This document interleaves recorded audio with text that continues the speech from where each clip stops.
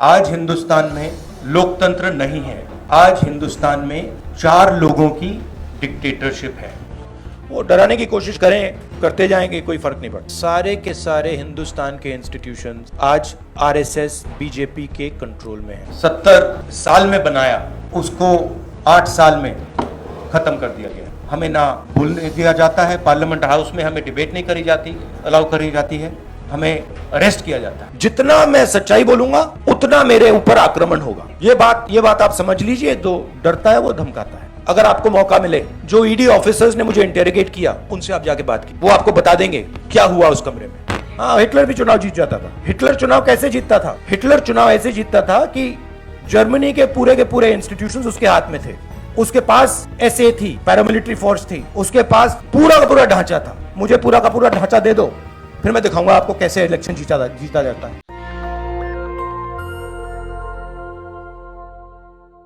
How are you enjoying the onset of dictatorship in India? Are you enjoying it? लोकतंत्र की जो मौत हो रही है, उसके बारे में क्या लगता है आपको? क्या महसूस हो रहा है कि जो इस देश ने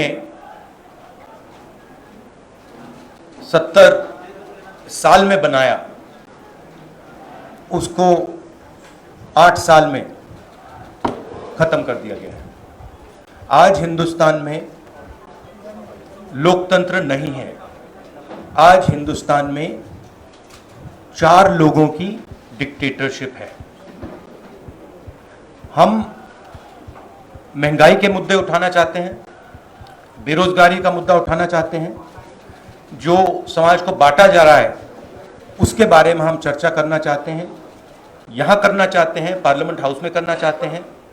हमें ना बोलने दिया जाता है, पार्लियामेंट हाउस में हमें डिबेट नहीं करी जाती, अलाउ करी जाती है, हमें अरेस्ट किया जाता है। ये आज हिंदुस्तान की हालत है। जो ऑपोजिशन डेमोक्रेसी में, लोकतंत्र में लड़ती है, वो इंस्टीट्यूशंस के बल पे लड़ती है।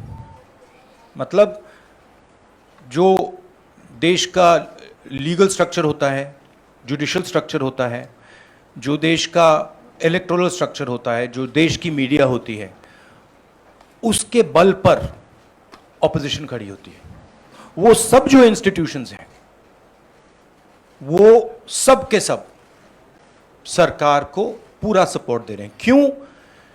क्योंकि सरकार ने अपने लोग इंस्टीट्यूशंस के अंदर बैठा रखे हैं। हिंदुस्तान का आज हर इंस्टीट्यूशन इंडिपेंडेंट नहीं है। हिंदुस्तान का हर इंस्टीट्यूशन आज आरएसएस के कंट्रोल में है। आरएसएस का एक व्यक्ति हर इंस्टीट्यूशन में बैठा है। तो हम एक राजनीतिक पार्टी से नहीं लड़ रहे हैं, हम हिंदुस्तान के पूरे इंफ्रास्ट्रक्चर के खिलाफ लड़ रहे हैं। जब हमारी सरकार होती थी, इंफ्रास्ट्रक्चर न्यूट्रल रहता था। हम इंफ्रास्ट्रक्चर को कंट्रोल नहीं करते थे। 2 राजनीतिक पार्टियों की लड़ाई होती थी, 3 राजनीतिक पार्टियों की लड़ाई होती है। आज इंफ्रास्ट्रक्चर सरकार का पूरा एक पार्टी के साथ है। फाइनेंशियल इंफ्रास्ट्रक्चर उनके साथ है। अगर कोई दूसरी पॉलिटिकल पार्टी को सपोर्ट करना चाहे, उस पर ईडी लगा दी जाती है, सीबीआई लगा दी जाती है, धमकाया जाता है, डराया जाता है। तो फाइनेंशियली मोनोपोली है बीजेपी की, आरएसएस की, इंस्टीट्यूशनली मोनोपोली है। इसीलिए ऑपोजिशन इफेक्टिवली, अग्रेसिवली खड़ी हो रही है, बट इंपैक्ट जो होना चाहिए वो दिख नहीं रहा है। सबसे ज्यादा अनएम्प्लॉयमेंट हिंदुस्तान में, महंगाई बढ़ती जा रही है, गैस सिलेंडर की प्राइसेस बढ़ती जा रही हैं। पता नहीं, शायद मतलब फाइनेंस मिनिस्टर को मतलब ये आंकड़े दिख ही नहीं रहे हैं, या उनको बताया गया है कि बस बोलते जाइए, बट ये रियलिटी नहीं है। आप किसी भी कस्बे में चले जाइए, किसी भी गांव में चले जाइए, किसी भी शहर में चले जाइए, पूछिए महंगाई की क्या हालत है, आपको बताएंगे कि सबसे ज्यादा आज महंगाई है। तो देखिए, रियलिटी एक है और परसेप्शन एक बनाया जाता है। ठीक है, कहते हैं स्टार्टअप इंडिया, ठीक है, पूरा ट्रांसफॉर्मेशन कर दिया। आप मुझे दिखाओ स्टार्टअप इंडिया है कहां? स्टार्टअप इंडिया लोगों को फायर कर रहा है, निकाल रही है स्टार्टअप्स, लोगों को सड़क पे फेंक रही हैं। कोविड में हिंदुस्तान में कोई नहीं मरा। हेल्थ मिनिस्टर आपको कहेंगे कि हिंदुस्तान का परफॉर्मेंस दुनिया के सब देशों से बेहतर था। यूएन आपको कह रहा है कि 5 million people have died, Hindustan की सरकार कह रही है नहीं वो झूठ बोल रहे हैं। गुजरात में आप जाएंगे, वहां पे मतलब लाशों के ढेर लग गए थे। गंगा में आपने देखा लाखों लोग मरे, मगर नहीं, हिंदुस्तान की सरकार कहती है यह सच्चाई नहीं है। बेरोजगारी बढ़ती जा रही है, हिंदुस्तान की सरकार कहती है सच्चाई नहीं है। महंगाई बढ़ती जा रही है, हिंदुस्तान की सरकार, उनकी जो फाइनेंस मिनिस्टर हैं, कहते हैं नहीं। पूरा कम्युनिकेशन स्ट्रक्चर उनके हाथ में। एक minute,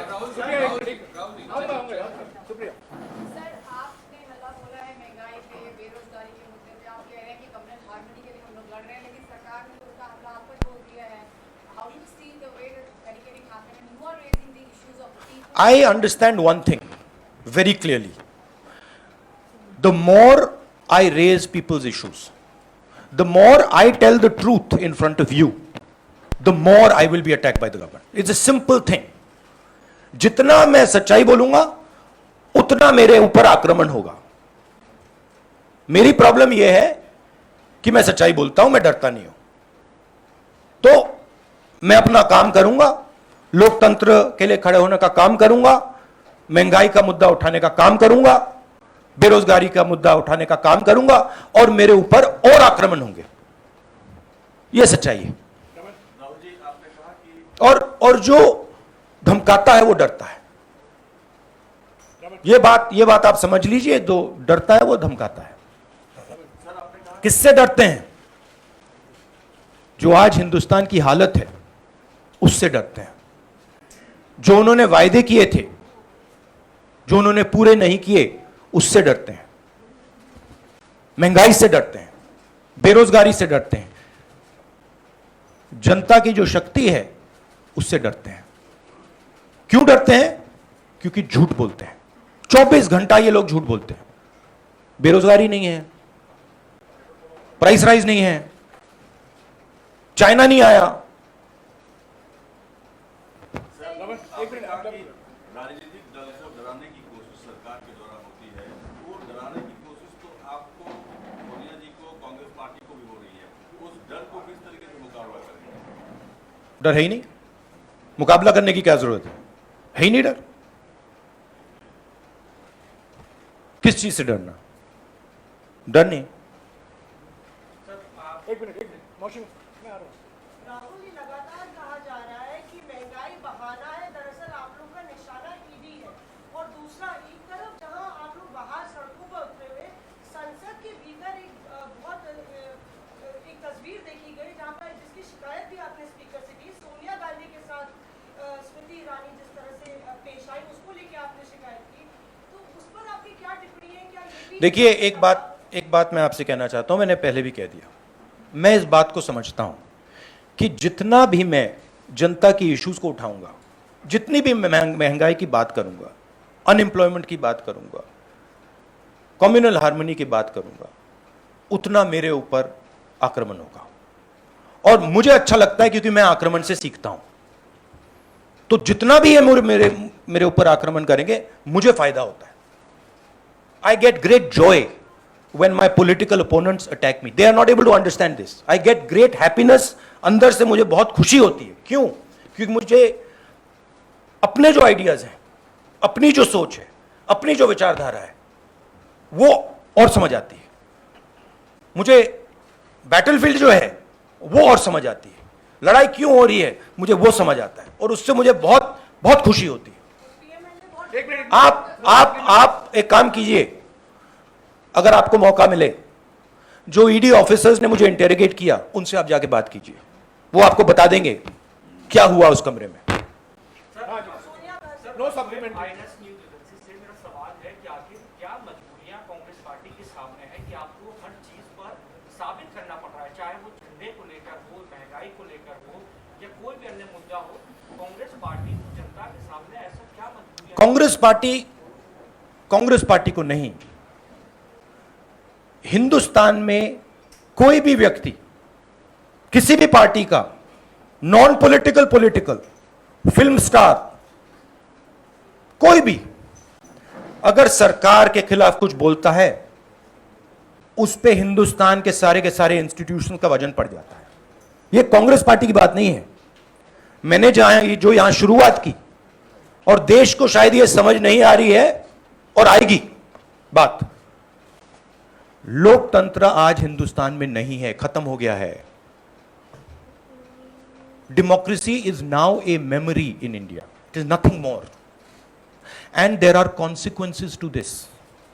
you will see there are going to be devastating consequences to this, because the people of India are not just going to keep quiet. Rahul ji, Mausami ने जो सवाल पूछा था, पहला सवाल वही मैं दोहराना चाहता हूँ। आपके पॉलिटिकल ओपोनेंट्स मेनली नए सवाल पूछे, मल्टीपल बीजेपी लीडर्स का सच नहीं, उसका जवाब नहीं आया था सर। किसका नहीं जवाब है? मल्टीपल बीजेपी लीडर्स का आरोप है कि महंगाई सिर्फ बहाना है, क्योंकि आपसे और मिसेस गांधी से ईडी क्वेश्चनिंग कर ली, इसलिए आप लोग इतना बड़ा हुआ है। नहीं, question all you want, question all you want, right? There is absolutely nothing there, everybody knows it, so question all you want. My job is to resist the idea of the RSS. That's my job, and I'm going to do it. The more I do it, the more I will be attacked, the harder I will be attacked. I am happy, attack me.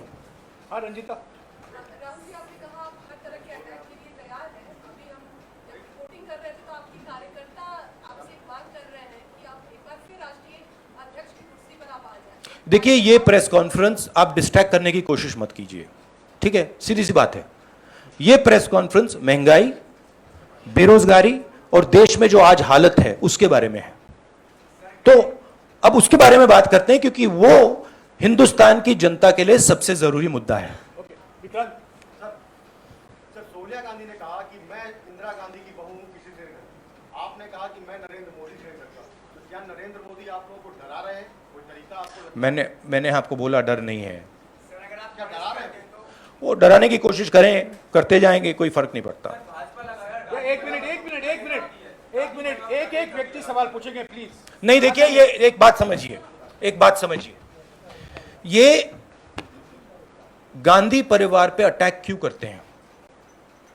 ये गांधी परिवार पे इसलिए attack करते हैं क्योंकि हम एक विचारधारा के लिए लड़ते हैं, और हमारे जैसे देश में करोड़ों लोग हैं।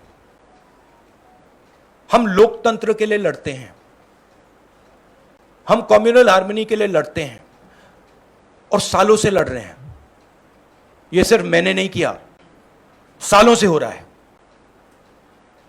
जान दी है मेरे परिवार ने। यह हमारी जिम्मेदारी है, रिस्पॉन्सिबिलिटी है, जो भी आप कहना चाहो, क्योंकि हम इन विचारधाराओं के लिए लड़ते हैं। जब हिंदुस्तान को बांटा जाता है, हिंदू मुसलमान को लड़ाया जाता है, हमें दर्द होता है। जब किसी को दलित कह के मारा जाता है, पीटा जाता है, हमें दर्द होता है। जब किसी महिला को पीटा जाता है, हमें दर्द होता है। इसीलिए हम लड़ते हैं। ये एक परिवार नहीं है, ये एक विचारधारा है। मैं गुजारिश करूंगा, एक एक करके सवाल पूछिए, सबको मौका दिया जाएगा। राहुल जी यहाँ बैठे हुए हैं, सबके सवाल देंगे, और इनके सामने कोई टेलीप्रॉम्प्टर भी नहीं है। हाँ Samia.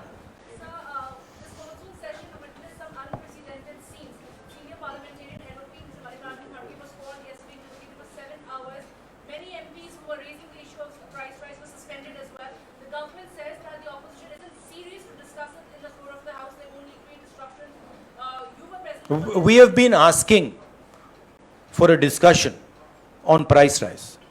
No discussion was allowed. Practically no discussion is allowed in parliament.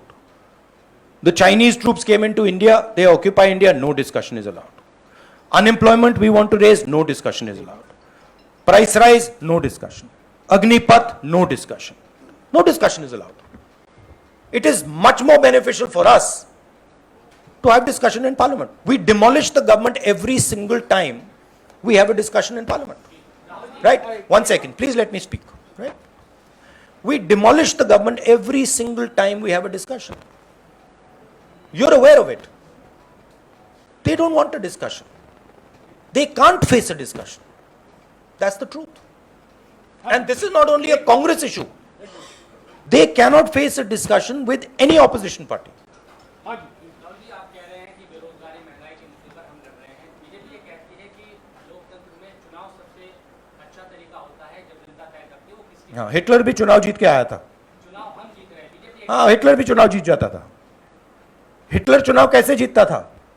Hitler चुनाव ऐसे जीतता था कि जर्मनी के पूरे इंस्टीट्यूशंस उसके हाथ में थे। उसके पास एसए थी, पैरामिलिट्री फोर्स थी, उसके पास पूरा का पूरा ढांचा था। मुझे पूरा का पूरा ढांचा दे दो, फिर मैं दिखाऊंगा आपको कैसे इलेक्शन जीता जाता है। You see, please understand. What? Sunil, sir, you were saying about your family and your fight and you're fighting for an ideology. Some would ask that Mr. Rahul Gandhi should now take over the leadership of the Congress party and fight for this, especially when you're talking about price rise. Sunil, he has already answered that question. He has said that this Sunil, please refer to the earlier answer.